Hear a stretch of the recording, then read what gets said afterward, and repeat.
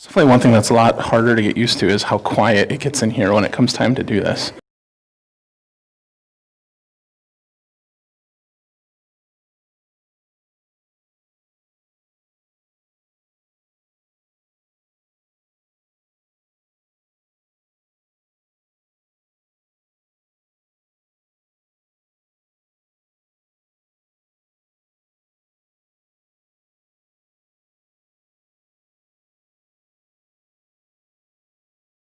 So obviously in these times things can change, but our plan is to be here next Wednesday. So you guys have done a good job asking or doing what we've asked of you with masking up and your small group stuff. So just keep doing a great job with that. And I think as far as announcements, that's pretty much it.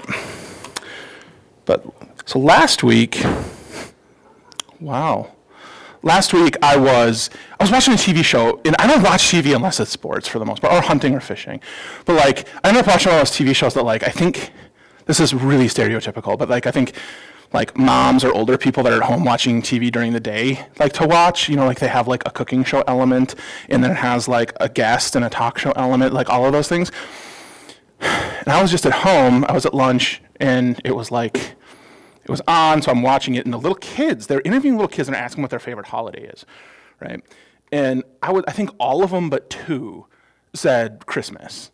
And I think one was Halloween, and another kid was just trying to be goofy and said it was his birthday or something. I can't remember what the last one was. But I thought, when I was a kid, I for sure would have said Christmas too. And I like the Christmas season a lot, even as an adult. I like Christmas music. I really like working at a church during the Christmas season. That's a lot of fun, all the things that come with it. But as a kid, we lived in a big farmhouse out in the middle of nowhere, right? I think it was 8 miles to the closest town. And the living room that we had is the biggest living room I've ever been in. I don't know why it was so huge, but it was almost the size of this room. Not quite, but very close, about almost the same dimensions. And they had these huge wood floors, and one wall, in the middle of it, had this, stone wall type structure with a real fireplace. Fireplaces are cool, gas fireplaces, the ambience and whatever, but real fireplaces that's where it's at, right? And my parents would just decorate the whole place up in that room specifically. They had a mantle above the fireplace where they had nutcrackers, and my dad had one of those Christmas villages, but it's not like most people where they've got 10 or 15 of those things. My dad had an entire store display. He would take up 3 tables to make this whole thing. And then my favorite part was we'd always have an ice rink too. So I loved the Christmas time as a kid for sure, but there's a time about Christmas that I didn't exactly like, and it was the Christmas pageant at church. And why churches don't do Christmas pageants as often, I don't entirely understand. I think it's a lot of work. But I've learned that as a kid, it's they're trying to get you involved, right? As a kid, you don't really necessarily like it all that much. But as you get older, I can see why adults like it, because it's so unpredictable. You just don't know what's going to happen. So I started thinking to myself as I was driving, what if Frontline had a Christmas pageant? Who would play what roles? And I spent more time thinking about this than I should. So I started to put people in roles, and then I took it a step further. I found pictures of certain people, from the Nativity, and then I went on your social media accounts and copied your faces and put them into those roles. So now everybody's getting a little uneasy. And it's fun that there's people watching this and they are very uneasy and they're not in here with me. But so I'm going to tell you who we got for this. So this might be a new tradition next year. Maybe we do a Frontline Christmas pageant. But the first person that I'm going to talk about in the Nativity is Mary, right? So how would you guys describe Mary? Is you've seen her in pictures or recreated in plays or productions? What are some things that are true of Mary? What do you think? You don't have to be afraid to answer, for goodness sakes. What's true of Mary?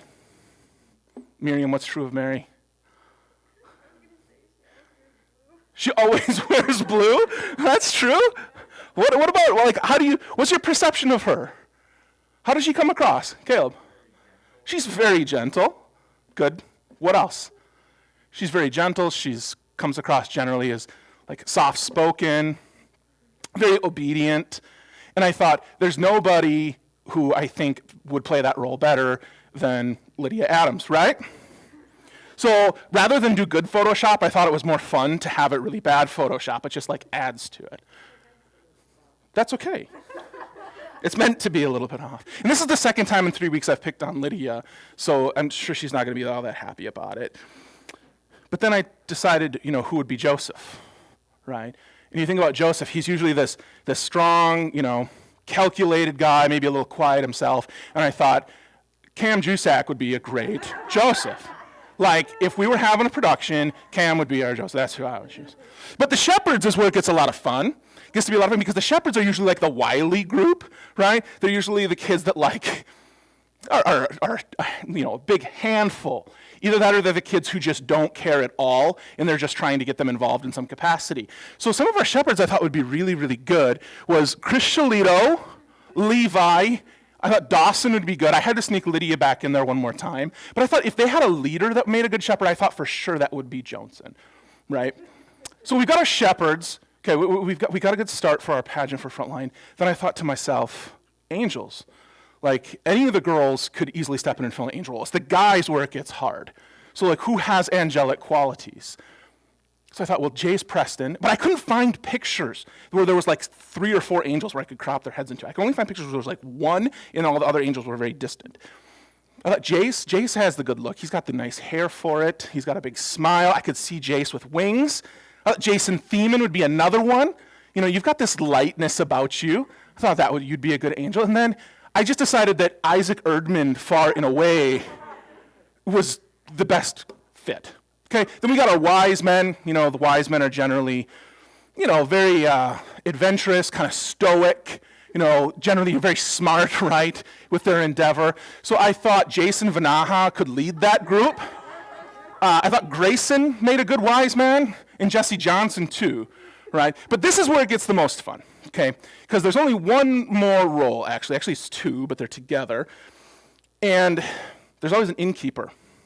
And the innkeeper, in some of these, has a wife.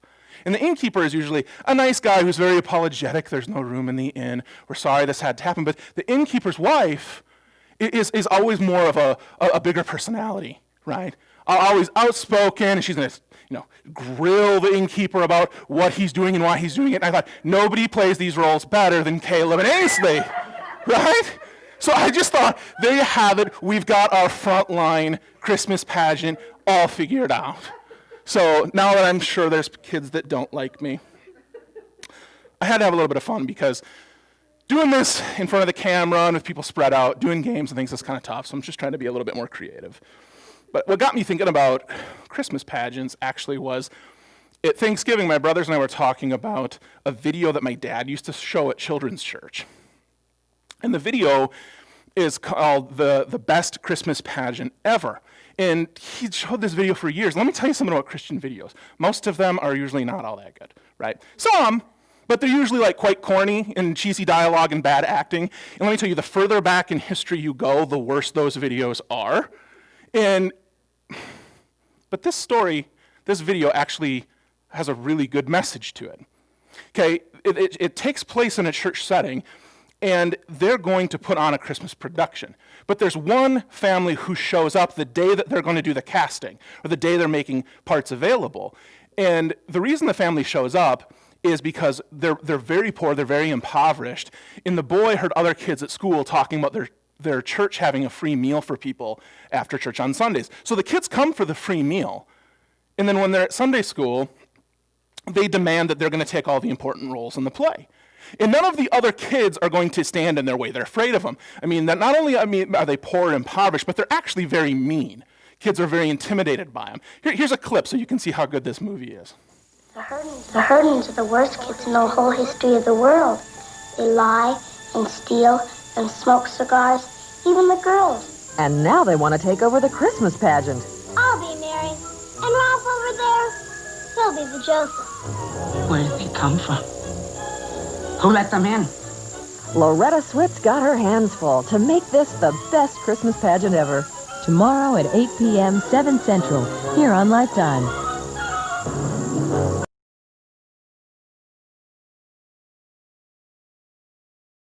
Go for it, because it's great. So, the 2 oldest Herdman kids take the lead roles. The younger kids start to take some of the other roles. Well, one of the boys takes the role of the innkeeper. He's our Caleb, right? And this boy is actually considered to be a little more on the slow side. So they give him a role that has one line, and it's, "I'm sorry, we don't have any more room." And throughout the practices and throughout the rehearsals, he can't get the line right. And so people show up to this Christmas pageant, and they're expecting these kids to like put on a scene, okay? And everybody that's worked with the pageant thinks this kid is not going to get his line right. Well, as the pageant starts to happen and the innkeeper's up on stage and he's watching his brother and sister playing Mary and Joseph walking towards him, it's like it stops being like a drama or a pageant for Leroy, the one playing the innkeeper.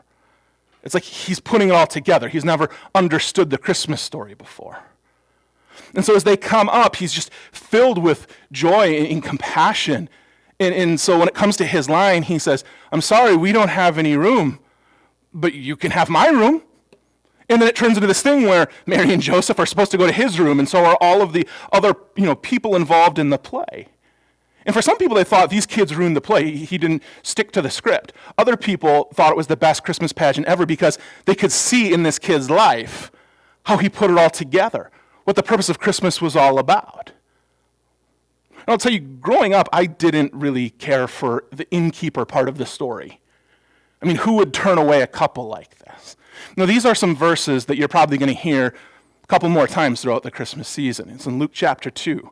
The first 4 verses, I'll read them for you. "In those days, Caesar Augustus issued a decree that a census should be taken of the entire Roman world. And everyone went to their own town to register. So Joseph also went up to the town of Nazareth in Galilee to Judea, to Bethlehem, to the town of David, because he belonged to the house and the line of David. He went there to register with Mary, who was pledged to be married to him, and was expecting a child. While they were there, the time came for the baby to be born, and she gave birth to her firstborn, a son. She wrapped him in cloths and placed him in a manger, because there was no guest room available for them." And I remember that innkeeper thinking, why couldn't he work something out? Like, isn't there something he could have done? Couldn't he have kicked out some other people? Like, what a jerk. But, we've taken the idea of, well, it worked out for them. They got to go in this stable. And if you drive around town, you're going to see, these displays set up in people's yards of this nice, warm picture of this taking place. And it was like, kind of like we've made it almost a desirable scene. Now, I don't know, for those of you that have been in a barn before, it's not exactly a place you want to have a child. Not only that, you don't want to have a child and then be surrounded by a bunch of visitors. This really isn't a warm picture. But let me tell you, it's a good picture because it's exactly the picture that God had made it to be. Had this child not been born in the stable, there's no saying those shepherds even would have had access. It was a better room for the situation for them. So before you're too hard on the innkeeper, there's a few things you got to remember about him. Okay, first of all, he didn't know who this child was going to be. It's not his fault there's a census and there's no other rooms available. For all we know, he could have been turning people away all day long.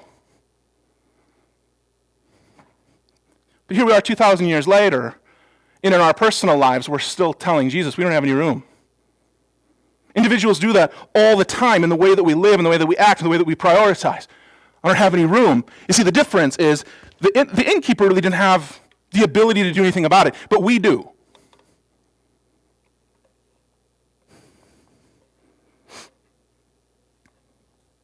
There's a few things I want to look at tonight. What are the reasons why we don't seem to have room for Jesus? The first one comes by way of how we prioritize. In Revelation 2, chapter 2, verse 4, it's written, "But I have this against you, that you left your first love." Before that, in Romans chapter 12, "Do not be conformed to this world, but be transformed by the renewing of your mind, that you may prove what the will of God is." I think another way of trying to explain it, rather, if we look at our priorities, something we do is we compartmentalize, okay? We decide that all the different areas of our life that we're involved in, we compartmentalize. We give them like their own area, and we're not going to mix them up. Like, we have our family compartment. We have our school academic department, if you do your schoolwork. You've got your social life compartment, and inside that compartment, it's like school friends and then your church friends. Then you've got the compartment of your perhaps if you have a boyfriend or a girlfriend, and it's like you don't want to mix any of these things up, and it's like God has his own compartment. And it's, for most of us, we pull that compartment out and we think, okay, Wednesday or Sunday, this is for you. It's bothersome that we don't have more of a problem with that thinking. But our world has taught us to live that way because we consider most things to be a matter of, all things are, people are, in their opinions are all equal. Now, I'm not saying that we shouldn't be respectful of other people's opinions. I'm not suggesting that at all. But I'm saying Christians are to think differently because the world teaches you this idea that you are entirely in control of your life and you alone. And we've bought into that and we've embraced it. That's not a biblical concept. The fact is, we compartmentalize because we don't want God interfering in these other compartments. I mean, there's not supposed to be compartments. God is supposed to be involved in all of it. So when we talk about not having any room, it's our own fault. We're bad at prioritizing. Some of you will relate to this and some of you won't. For those of you that have had your first girlfriend or boyfriend, you think to yourself, it's the first thing you think about when you wake up, they're the last thing you think about when you go to bed. Okay, your day is spent trying to find ways to communicate with them. Your decisions and your plans and the things that you're looking forward to generally involve trying to work something out with them. You sit and when you think of them, you think, I just can't imagine, I can't believe how good this is, I can't imagine life without them. That's exactly how you're supposed to think of Christ. You think in Revelation 2:4, I have this against you that you have left your first love. Christ is supposed to be your first love. And what does it say about our love in Christ if he's simply in merely just one component, one compartment in a list of, in a whole shelf of different things that we have set aside as an individual thing? See, being a disciple of Jesus, being a true Christian, means that he's Lord of every area of your life. It's an old preacher said, if he's not Lord of all, then he's not Lord at all. I'll tell you, the older I've gotten, the more I've found that to be very true. Jesus even addresses it himself. He says, why do you call me Lord, Lord, and then do not do what I say? It's because you don't want to make room for him. I spent more time on this first one than I will on the next one. I'd say another reason we don't have room is because of clutter. Hebrews 12:1, let us also lay aside every encumbrance and the sin which so easily entangles us. And let us run with endurance the race that is set before us, fixing our eyes on Jesus, the author and the perfecter of our faith. I saw a pastor who had shared this. It had happened he's a retired guy. This happened years ago. But he writes, I want to read it to you. He says, a lady once lamented to me, Pastor, I'd really like to serve the Lord, but I just don't have any time. Between raising my daughter, working a 40-hour-a-week job at the store, taking my daughter to soccer practice and games, scrapbooking with my scrapbook club on Saturdays, going out to the gym every night, blogging, the TV shows I like to watch, when Sunday rolls around, it's really the only day that my husband and I have to take out our boat and spend the day on the lake. We just don't have the time to serve the Lord like we'd like to. A lot of people would hear that and think, that's my story too. Not even seeing a problem with it. It's not that you don't have time. I think we're so quick to tell people how busy we are. It's like we're proud of that busyness somehow. But the truth is, you have just as much time as everybody else in a day. There's 24 hours in a day. How are you choosing to spend those hours? Are you compartmentalizing? Are you prioritizing and changing that around? Is just God just one component that you only reference once, maybe twice a week? I hear all the time, I don't have any time. No, you do have time. You do. So what are you doing with your time? We think about how many things we've invented over the last 50 years to save us time. Just even basic everyday items you probably don't even consider. Something like a microwave. Rather than having to turn your oven on and heat it up and put your stuff back in there, you can put it in the microwave for 2.5 minutes. How much time did you save? Or God bless the person who invented a dishwasher. How much time that saves. But what do we do with the time that we saved by microwaving our food? Well, we're going to spend it on social media. What are we going to do with the time the dishwasher saved? Well, we're going to spend it texting and snapping our friends.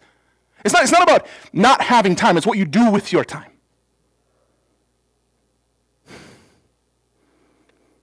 Hebrews 12 is telling us that we need to lay aside all the activities that are clutter. You don't have room for God because your life is too cluttered. The next thing is that we compromise. Revelation 3:16. I would that you were cold or hot, so because you're lukewarm, I'll spit you out of my mouth. Now, some people are on fire and enthusiastic about their faith. Other people are very disinterested. A lot of people are somewhere in between. And if you are in between, if you are somebody who's lukewarm, Revelations 3:16, because you're lukewarm, I spit you out of my mouth. We find all kinds of ways to justify being lukewarm as Christians. I don't want to be known as like a religious fanatic, right? I don't want to be like ostracized from my friends. Or, you know what, I don't want to step on people's good time, so I'll just go along with it. Jesus won't mind if I screw up some. No, he does, actually. It makes him sick. Sin is not something that we should casually be participating in. Let me tell you, the earliest Christians, okay, after Jesus has gone back to heaven and the church has been started, some of the earliest Christians came out to the public square in Rome, were forced out there, and were given the opportunity to take incense and throw it on a burning item that's really an act of worship towards Caesar. It would have been very easy for them to justify just going along with it. What good is it if I'm dead? If I just do this act of worship and go along with it, then I can live and spend more time, trying to make an impact for God. It would have been too easy to do it. But for so many, that wasn't even a consideration. The last thing is comfort. Galatians 6:9, let us not lose heart in doing good, for in due time we will reap if we do not grow weary. Christians really like to stay comfortable. I think that's part of the reason we like Christmas time a lot. There's something very comfortable about all of it. Something comfortable about being with family. There's something comfortable about the traditions that you have. There's something like we even look at the nativity and everything that took place at the inn and the stable, and then we almost look at it as like a comfortable situation. Nothing about Christianity is meant to be comfortable. Nothing about the nativity is comfortable. There's nothing comfortable about the innkeeper having to deny this traveling couple about to have a child access or telling them there's no room. There's nothing comfortable about Joseph and Mary having to travel in that way. There's nothing comfortable for the shepherds to have angels appear to them and just scare the daylights out of them. There's nothing comfortable about being a wise man, following a star, really having no idea where you're going. Christianity is not about comfortability. I don't know where we've picked up that idea, but we want to think that way. That's why we have our church friends and we have our school friends. I'm not going to clash those together. I got to keep it comfortable. That's why I'm going to have my compartments arranged the way that I do, because this is what I want and is most comfortable to me. I've heard students say, I don't want to come to Sunday school, or I'm not going to come to Sunday school, I don't want to come to church because it's my one day to sleep. No, there's 6 other days in the week. It's not about your comfort. Students have said, I'm not going to go on the mission stuff this summer because I've got summer league, I've got this, I've got that. Because I have to do those things. Because I have to stay comfortable in what I feel my desires are. We'll have situations, and I'm not saying that spending time, and there's going to be times where you're going to have to say no to church opportunities. There's going to be times where those types of things do take place. I get that. But are you living your life in such a way that there's no room? Jesus says, if you would follow me, you must first deny yourself. Take up your cross daily. Follow. Let me ask you, when you got up today, did you take up your cross? Because carrying a cross each day is never meant to be comfortable. It's foolish to think it would be. I think it's easy to think, had I been the innkeeper, maybe I would have done things a little bit different. All right. Last week, for those of you that were able to join the stream, I talked about wanting to push you a little bit deeper. Think about what's required of that. Okay, for you to go deeper in your faith, there needs to be an accurate understanding of not only who God is, but where you are currently in your life before Him. This Christmas season, what does it look like to make room for Christ? What does it look like to go deeper in your faith? Perhaps the next time you're at the store, you're out doing your shopping and there's a mom screaming at her kid, and the kid's screaming back because they want whatever it is that they got. Rather than just be annoyed by it and think, oh my goodness, just get out of my way. Perhaps you have the wherewithal to realize maybe she can't afford everything on her grocery list. She's trying to figure out what has to go back. Getting stuck behind an elderly person, whether you're driving the car or once again inside a store, rather than being annoyed with how slow they're going, you just want to get out of my way, it's realizing they're risking their life just to get their basic needs. Perhaps it's the realization that these people are going home potentially to no one. You see, so often what we see and what we hear, it's not dependent upon the event, it's dependent upon your heart. It's dependent upon how you see things. And when you make room for Christ in your life, you will see things differently. You will interpret the world around you differently. I think Leroy Erdman said it best when he said, "There's no room in the inn, but you can stay in my room." That's my prayer for each of you. Let him have room in your heart. Let him have every room of your heart. That's what it takes to go deeper in your faith. Let's pray. Gracious Heavenly Father, Lord, I thank you for this time of year. Lord, I thank you for the gift that is your Son. There's such a temptation where we live and in the country that we live and the things that we have that we're so fortunate to have, that we desire to live with our desires, to call all our own shots. To look to you and to reference you only when we seemingly need you. I think if most of us are very honest, we would say that there's so many times where we say there's not room. Lord, but I pray this evening, as your word is shared, that hearts would soften. The students would leave here this evening looking and seeking to know you in a more personal way. To make room for you in their heart that they might not only know you and experience your love, but to be able to show and give other people that same experience of who you are. Lord, bless our time. Lord, make our small group time a fruitful opportunity. Bring us back next week. It's in your Son's name we pray. Amen. Cool. Thanks, everybody. You are free to go to small group.